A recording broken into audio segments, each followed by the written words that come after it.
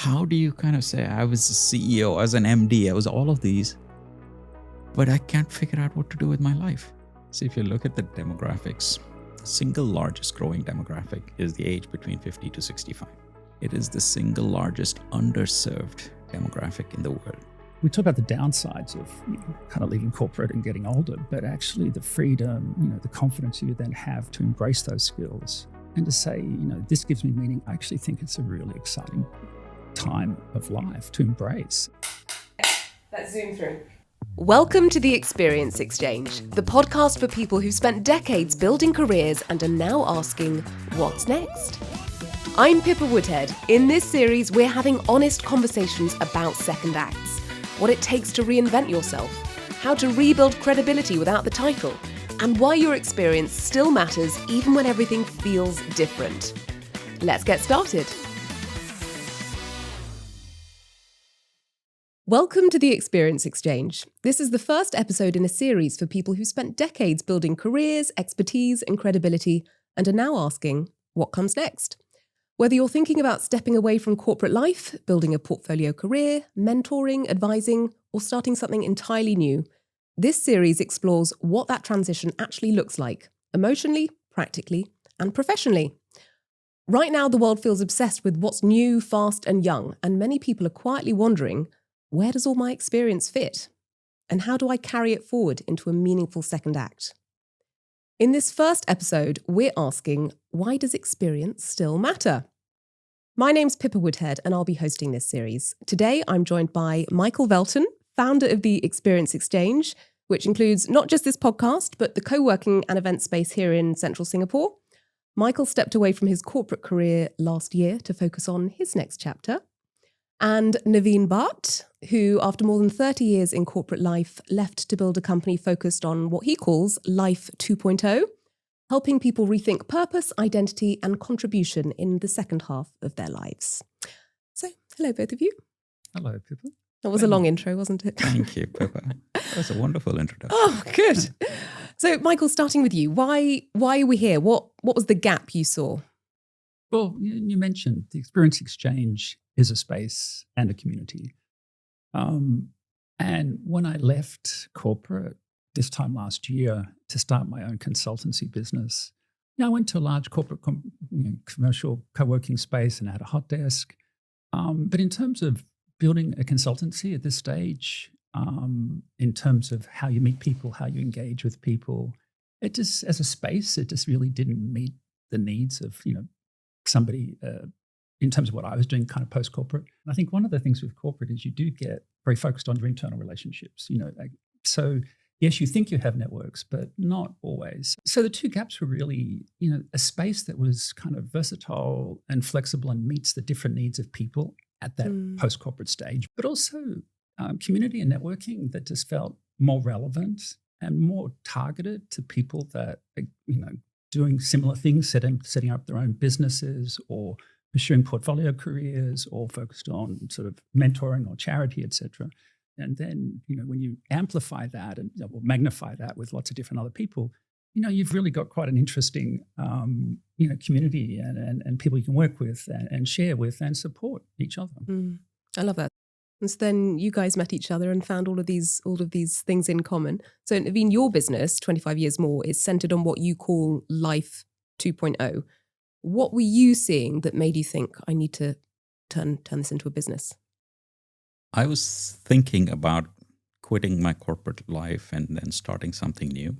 I realized I was terrified because there were so many things that were unknown and there was such a long runway for what my perceived life would be or lifespan would be. I could not figure out what's next because in a structured corporate life, you have everything set up for you. You go from job to job, you go from title to title, you go from company to company. But essentially, you have a framework in which to operate. And when that framework is removed, you lose purpose, you lose identity. So I went from being terrified to trying to do research to figure out what I want to do next.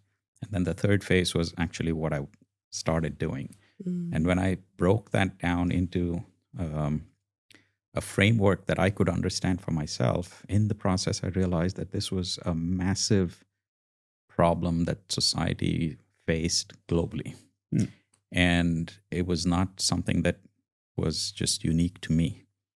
So we said, all right, if we can, at this stage of our life, if we can help society or help this demographic, which I think is extremely underserved, why not start something that we can impact people? So this is a social impact play.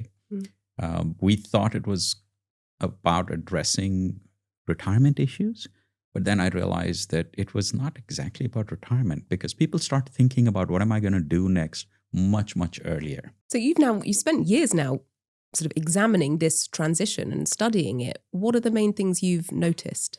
When you start thinking about Life 2.0, usually people start thinking, what am I going to do for the next 25 years or 30 years? And that is very, very hard to define because there's so many unknowns. So I realized a few things. First, people have to think in smaller time chunks and start thinking, what am I going to do for the next few years? It does not matter what stage of life you're in. And then it's a whole lot easier, a much more tractable problem. The other thing that I've realized is there is, a loss of 4 types of identities, which is what terrifies people. But most people who are successful are never willing to admit that there is, some fear in their life. So there's a loss of professional identity when you start moving, because you are used to a certain profession, whether you're a lawyer or a banker, whatever it is. You lose your professional identity. You lose your social identity, because when you tell somebody, hey, I'm thinking of quitting or whatever, people immediately look at you differently. You lose your financial identity, because people now feel that, oh, he's not or she's not earning. So all of a sudden, you're looked at differently. And the final one, which is the hardest, I think, is the structural identity, because we are used to a certain structure when we are working in our primary professions. You wake up in the morning, you got your conference calls, you got your emails, you got your meetings and everything else. When that's gone, that makes it really hard for people. So we need to give a structure for people and a framework in which they can operate. The 25 years, my grandfather retired at 60, my father retired at 60, and neither had any desire to do anything other than, in my grandfather's case, play lawn bowls, and my father play golf. And but sort of we're living longer, I think, than the earlier generations. But I think we're also living healthier. So this whole notion of health span versus lifespan. But is there, with this generation, what's driving that mindset change, or that change in approach that actually I could retire at 60, but actually in my case, and I know in the case of many others, and I think it's borne out in a lot of research, people want to keep working till 70. And it may not look the same, but what other dynamics? Is it purely financial? Is it because people want more, they're healthier? I mean, what's driving that? So if you look at people who are a generation or two ago, they worked, and if I pick a job, they worked for 25, 30 years in one company. My grandfather, 40 years in one company. Exactly. Yeah. What has changed is our span of continuous work at a company or a single job has gotten down from 30 to 40, came down to 20, and now the younger kids, 3 to 4 years, that's it. But at least in your and my lifespan, if I look at the average duration, it was about 5 to 7 years. When that happens, we are much more willing to reinvent ourselves, because we do have to change. Well, we've had to, because you've had such change over the last 20, 30 years with technology, et cetera. Exactly. Which maybe, I know there was change in previous generations, but it's been so profound over the last 20, 25 years. So when we have reinvented ourselves a couple of times, we don't see the need for now kicking back and going fishing or playing golf, because we've done that already through the course of our life. I mean, I could go on for till 70 or 80. As long as my body and mind are active, that's all that matters. But this shortening of the period of, a single change, a second change, a third change, has brought about a fundamental difference in how we see ourselves going forward. And when I left corporate almost 12 months ago now, I mean, the experience exchange was not at all part of my plans. I mean, that was a a response to that first 3 or 4 months in terms of, space not really working, networking not being what I wanted, and sort of the environment, the community, and then deciding, actually, I'm going to create it. So even in the space of 3 months, not that my plan went out the door, but there was this opportunity, and then you decide, actually, I'm going to do that because it's important, and it's interesting, and actually it's engaging, and I enjoy it. And what that is for anybody is going to differ at different points in time, which I think is your broader point, right? Like what that looks like today might look very different. Different in a few years. More even next week. I started out, thinking I will continue to do tax consulting, yet, the experience exchange, working to develop an AI tax research tool, doing a bunch of coaching and mentoring, right? I mean, it doesn't have to be one thing. It doesn't have to be the one thing for the 25 years. It's, and I think that's the interesting thing is the frameworks I think are really important, but it's not to say that actually when you start the journey that something else is not going to be interesting to you and meaningful to you and provide a purpose and maybe a few hours a week, but it's still part of your journey. Absolutely. Point, right? And that's why I think this podcast series that you're talking about is really interesting, because each podcast exposes you to a different part of life or experience, or opens your eyes to something new. Mm-hmm. And I think if you walk through that whole podcast series, I would advise that, challenge all the listeners, come in for every single podcast and keep your eyes and ears open, because you never know what you're going to learn. Because and just to plug the podcast series, one of the aspects we've been intentional about is that blending of Gen Z energy, tech savvy with the Gen X, in my case, baby boomer experience, right? So how do you actually work together? How do you leverage each other, particularly in terms of new ventures? And, if any venture ultimately is still going to have a fairly young team. So, understanding each other's perspectives, understanding each other's strengths, understanding where each other comes from. So, this is not just designed for, like I say, old people.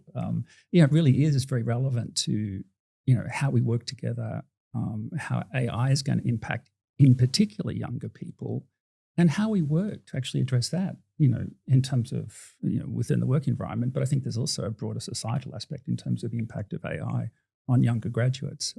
And a lot of my interest area is actually that. I mean, I think there's some really big challenges out there. I mean, aside from aging, people who are living longer and healthier, how do you continue to maintain that interest, whatever that might be for people from a policy perspective, sort of providing the opportunities. And even as we've talked about, how employers start to go about preparing people for this phase. Absolutely. So one of the things that we were really wanting to cover in this episode is kind of an elephant in the room for people at the stage, if you're thinking people in their sort of 40s and 50s and maybe early 60s and they're in the thick of a transition, is ageism. Can you talk to this and what's going to be going on for people? Glad you brought that up. I mean, so you're feeling old? Is that the It's truly the elephant in the room that a lot of people are not willing to admit.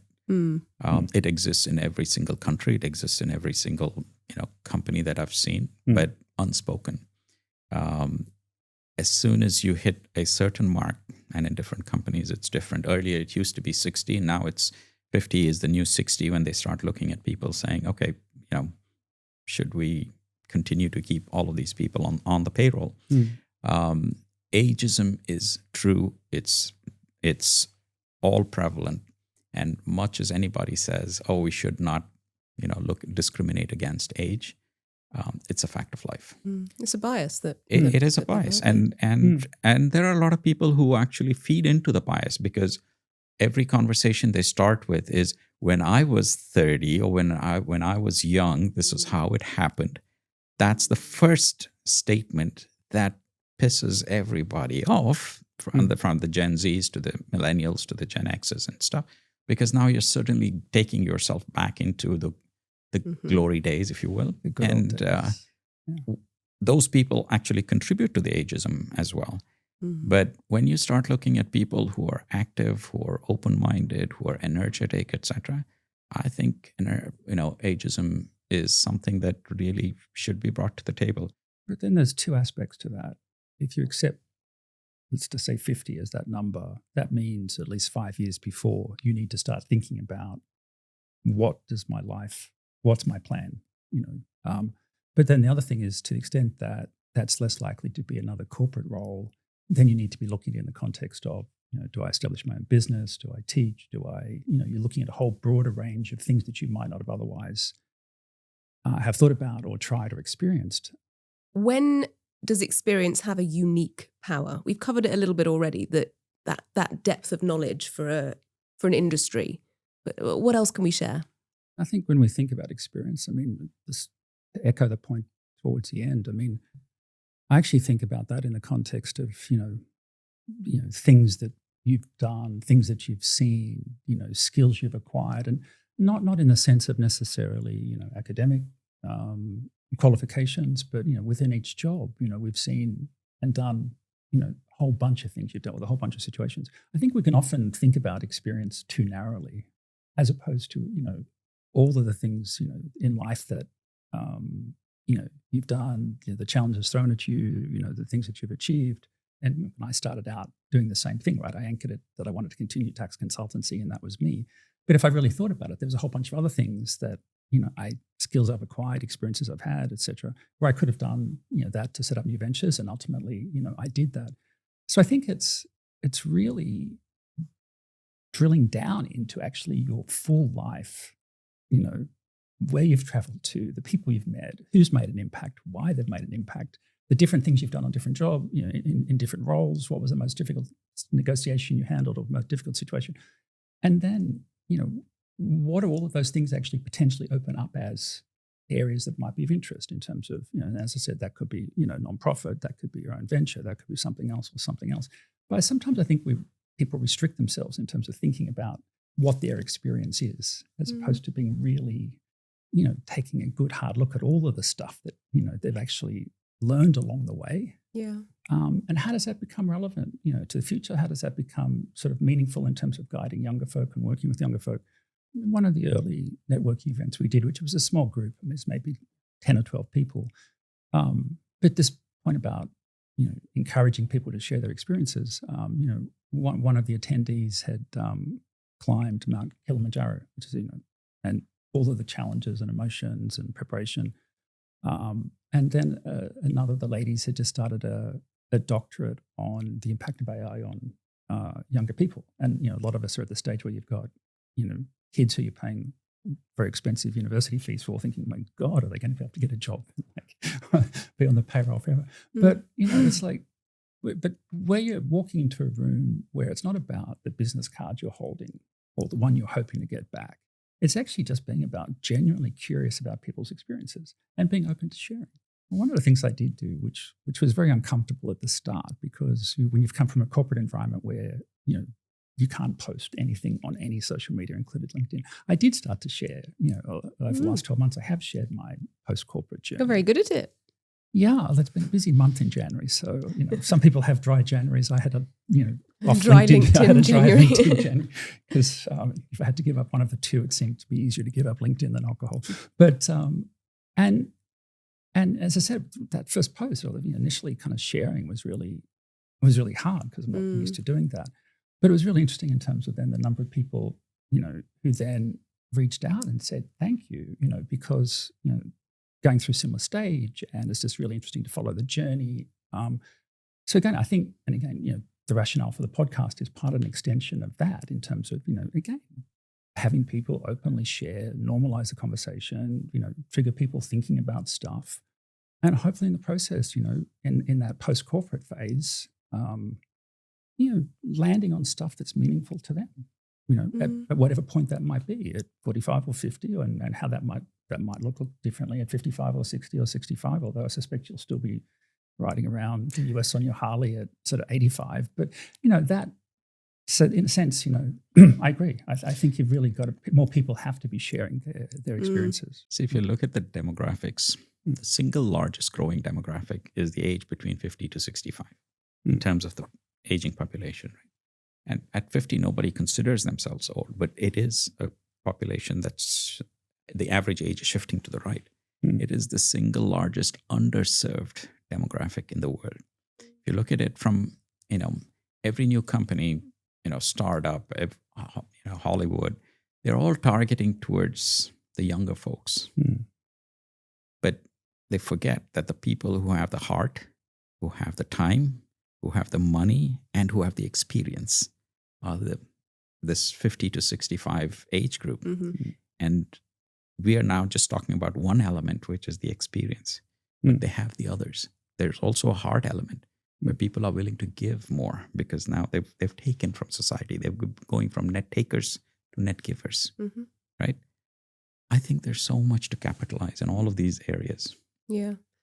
Particularly the social impact and what that might look like. I mean, I know, one of the episodes in the series will be Scott Neeson, who's an amazing guy, amazing story, establishing the Cambodian Children's Fund.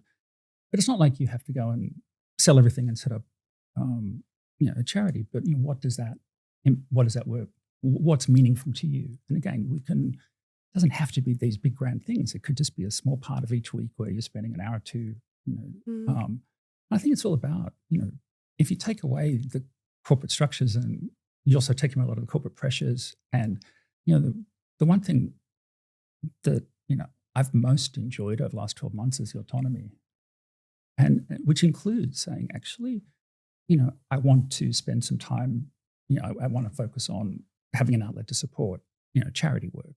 And as I said, that took up, perhaps a week, and it was particularly targeted. But I think the autonomy, we talk about the downsides of kind of leaving corporate and getting older, but actually the freedom, the confidence you then have to embrace those skills and to say, this gives me meaning and I'm going to do it because it doesn't matter what anybody thinks anymore. And I've got the time. It's not like I have to report to a boss who's going to say you didn't answer my email at like 8:39 p.m. last night. Why aren't you, always on? So I think I actually think it's a really exciting time of life to embrace. But anyone who's at this stage, so maybe let's say late 40s, 50s, potentially they've got to sort of the end of their corporate career and they still haven't thought about it that much. What are some maybe exercises they can be doing or thinking about to try and help them work out how they can use this experience maybe more creatively than they might have thought? Because you've said to me previously that so many people leave corporate and all they're thinking about, right, I'm going to be on a board and I'm going to consult. Whereas I know you think that it doesn't need to be that narrow. There are so many wonderful things you can do with your experience. Earlier, I was talking about the concept of time bucketing, where you look at smaller chunks of time to do what you want to do. That's one dimension. The other dimension is what you want to do. So I think about it in 4 areas, 4 pillars: learn, earn, give, and grow. Because when you start thinking about what you want to do, you have to have some framework around what you want. So what we talk about, the learn pillar, is when you want to learn something new. There are a lot of people who have infinite capacity to learn, and some people are moderate, but the desire to learn or the steps that you take to learn something brand new keeps your mind active, gives you purpose. The second is earn. So you have different ways to continue to earn money. It could be back into another job. It could be a consultancy. It could be, starting up, investment firms, whatever it is, starting your own company. That's the second pillar. The third is give, where you're willing to give your time and experience to help somebody else. The fourth is grow, where you set yourself up on a journey of either spiritual growth, adventure growth, whatever it is. But if you put that framework in mind, then I've seen people who talked to me about this, got on a whiteboard and said, Naveen, I love this framework. As I said, I was terrified, very nervous, because my corporate scaffolding was going to fall apart. Yeah. What do you do without that scaffolding? And you've done a lot of things. You've headed up companies, you've grown businesses, you've been an entrepreneur, etc. But with all of the necessary support infrastructure around you. So I would say, at least for a month and a half, or a year, I was going through this period of nervousness and anxiety. Yeah. My paycheck is going to go away. The one thing that, is a bigger addiction than cocaine or anything else is your paycheck addiction. Most people don't think about it as an addiction. It is. because the minute it goes away, you're like, oh my God, should I buy my next Starbucks coffee? You know, everything seems to be an expense that it doesn't have a refill coming in from. Many of your habits and lifestyle are tied to the money that was regularly coming in, right? Right. And I had to look at every single thing as a revenue leakage in my system. You know, all my Adobe memberships and this and that, which I just didn't even care about. You don't think about all that stuff. Exactly. You subscribe to the latest app. And then you forget about it and it just keeps charging. So that was a big element of nervousness, anxiety, financial and others that I had faced. And writing about it helped me. So I wrote an article which got published in LinkedIn, and then it went viral. I think it had 75,000 or I don't know how many impressions. It was a lot. Wow, good. Just about my nervousness and anxiety. The second of that series of 3 was about then my search. What am I going to do? And the third one was, how did I kind of put a framework together? So the first part was the terrifying part. And admitting it to myself and then admitting it to the world was not easy. That, you know, it is. It feels a bit like a weakness that, I'm not nailing this straight away. Exactly, because we all come from massive corporate successes. How do you kind of say, I was a CEO, I was an MD, I was all of these, but I can't figure out what to do with my life? And I've talked to other people saying, hey, I can offer coaching. And they're like, coaching? I don't need to be coached. Because again, it's an admission of some weakness. In a corporate life, people will admit, oh, I need coaching in communications. I need coaching in corporate strategy. But if you say in your personal strategy and transition, can we offer you some help? Yeah. Oh, no, I can figure it all out. But what they're hiding is their own insecurities. And some people get it. I mean, they figure it out themselves. They're smart and they'll do it. It's not a problem. But I think dealing with those anxieties, admitting it and facing up to it is a place that you can only do when you have that common environment where others are also doing that. So that's why, to me, the experience exchange is an awesome idea. I mean, working for a professional services firm, we have mandatory retirement ages from the partnership. So you knew what the end date was. In my case, I actually retired 12 months early because, working kind of crazy hours and burnt out. And it was like, why? So there was a 6-month process about actually, if I retire early, then there was a 12-month notice period. So I kind of had 18 months to really sort of think about, sort of get used to the idea, even though in any event there was a fixed end date, it was going to be a bit earlier. Then you had time to start to think about, what those next steps look like. So that wasn't as kind of confronting or as difficult. But then my last day at Deloitte was the 28th February, and 1st of March. It's like, okay, now it's real. So now I'm setting up a new business, and you're kind of getting back into that sort of rhythm of work by yourself, which is different, as you say, to corporate. And then all the ups and downs come with setting up a venture. You kind of get rejected. People don't want to talk to you. You put in a proposal, you didn't win, but also trying to kind of create that day-to-day discipline about, yes, I'm working by myself at the moment, but it doesn't mean that I can just kick back, and I need to have that proper routine, which is what took me to to take a hot desk at one of the large corporate spaces, because it felt like it got me out of the house, and rather than working from home, the chance to network. And then there's things that work out, there's things that don't work out. You kind of go into different directions, and and then you're still at the same time dealing with life. I mean, in terms of kids and where they're at and supporting so it's really still a continuation. It's just yes, you don't have that regular paycheck, so you've got to start to kind of at least figure out what do I need. I think, and again, going back to where I started, what was the gap? One of the gaps was not just the physical space, but was the ability to talk to people and share with people who are going through similar journeys. So so that that's the positive. But yeah, there's lots of ups and downs, and there will continue to be lots of ups and downs. But it's nice to have a community of people where you can share that, you can kind of grow together. Hopefully, you can collaborate in some cases, and embrace this space of life. Right. So looking ahead, this series is about helping people stay relevant, define what they want to do next, use their experience in new ways, and hopefully not feel alone in this transition, right?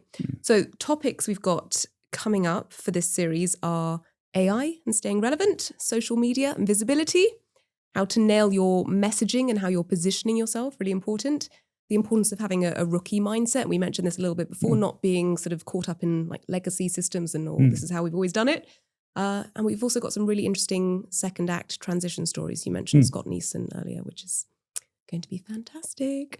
So final question for you both. For someone who's listening now, they're at the edge of a transition and they don't quite know where to start. What is one simple thing they can do this week to start shaping their second act, their next stage? If you're in Singapore, come down to the Experience Exchange. Just very simple. Or log on to 25 years more. So generous of you both. No, but it's. I mean, that's the reality. You got to meet people who are you're walking in similar shoes, and then you learn a lot, and then you share a lot, and be inspired and inspire others. Yeah, that's the one thing. Yeah. No, I mean, the one thing is just reach out to people and just be open to saying, can you share your experience with me? Yeah.